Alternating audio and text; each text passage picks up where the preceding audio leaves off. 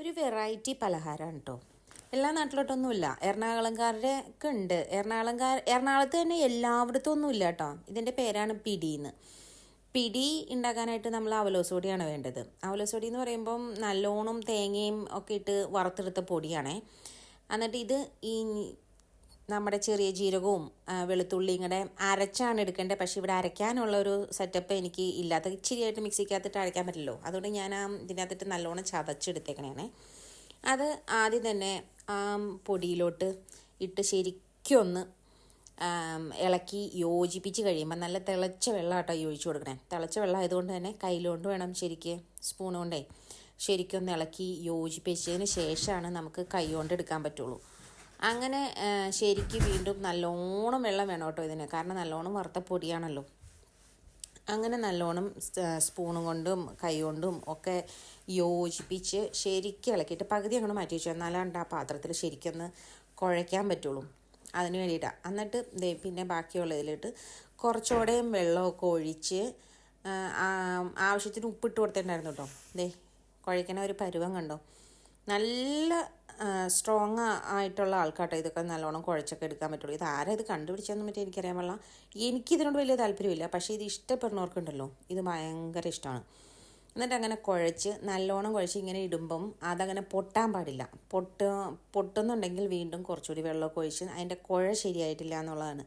നല്ലോണം വീണ്ടും കുഴച്ച് ഇത് ഒരു ഇതാക്കി കറക്റ്റ് ആ പൊട്ടാത്ത രീതിയിൽ എടുക്കണം. ഇത് ഭയങ്കര രുചിയാണ്. ഇത് വറുത്തരച്ച കോഴിക്കറിയുടെ കൂടെയൊക്കെ കഴിക്കാനുണ്ട്. വറുത്തരച്ച കോഴിക്കറി ഞാൻ ഉണ്ടാക്കിയിട്ടുണ്ട്, പക്ഷേ അതിൻ്റെ വീഡിയോ ഞാൻ സെപ്പറേറ്റ് ഇടാട്ടോ. ഇതേ കണ്ടോ, ഇപ്പോൾ കറക്റ്റായിട്ടുണ്ട്. എന്നിട്ട് ഇത് എടുത്തിട്ട് നമ്മളിത് കയ്യിലെടുത്തിട്ട് ഒരു മുറത്തിൽ കുറച്ച് അവലോസുപൊടി വേറെ വിതറിയിട്ട് അതിൻ്റെ അകത്തോട്ടാണ് ആദ്യം ഉണ്ടാക്കി ഉണ്ട താഴെ പോയിട്ടോ. ഇങ്ങനെയാണ് ഇത് ഉരുട്ടി എടുക്കണം. അത് മുഴുവനും ഇനി ഇതുപോലെ ഉരുട്ടി നല്ല പരുവത്തിലെടുത്ത് 2 മുറ നിറയെ അത് ഉണ്ടാക്കി വെച്ചിട്ടുണ്ട്. അങ്ങനെ ഉണ്ടാക്കി വെച്ച ആ സംഭവം പിന്നെ ഇനിയും ഉണ്ട് കേട്ടോ. ഇതിൻ്റെ നടപടിക്രമങ്ങൾ ഇനിയും ഉണ്ട്. ഒരു പാത്രം അടപ്പത്ത് വെച്ചിട്ട് വെള്ളം ഒഴിച്ച് നല്ലോണം തിളച്ച് കഴിയുമ്പം ബാക്കി കുറച്ച് ജീരകവും വെളുത്തുള്ളിയും കൂടെ അരച്ചത് നമ്മളവിടെ അതിൻ്റെ അകത്ത് വെച്ചിട്ടുണ്ടായിരുന്നേ. അതും കുറച്ച് ഉപ്പും കൂടി ഇട്ട് ശരിക്ക് തിളയ്ക്കാൻ വെക്കണം. നല്ലോണം തിളച്ച വെള്ളത്തിലോട്ടാണ് നമ്മൾ ഈ മുറത്തിൽ ആ ഉരുട്ടി വെച്ചിരിക്കുന്ന സംഭവം ഉണ്ടല്ലോ, അത് ആ മുറത്തിൽ നിന്ന് ആ പാത്രത്തിലോട്ട് ഇട്ട് കൊടുക്കണം. ഇട്ട് കൊടുക്കുമ്പോൾ കൈയൊന്നും പൊള്ളാതെ സൂക്ഷിക്കണേ. അങ്ങനെ ഇട്ട് കൊടുത്ത് അത് വീണ്ടും ഒന്ന് പതിയെ ഒന്ന് അനക്കി വെച്ചിട്ട് ഒത്തിരി ഇളക്കലില്ല കേട്ടോ. പതിയെ ഒന്ന് എല്ലാം ഒന്ന് നിരപ്പാക്കിയിട്ട് വീണ്ടും അത് ശരിക്ക് കവർ ചെയ്ത് വെച്ച് നമ്മൾ ഒരു 10-15 മിനിറ്റോളം കഴിയണം. വീണ്ടും അത് നല്ലോണം തിളച്ച് ആ വെള്ളമൊക്കെ ഏകദേശം ഒന്ന് കറക്റ്റായിട്ട് പറ്റി വരാൻ.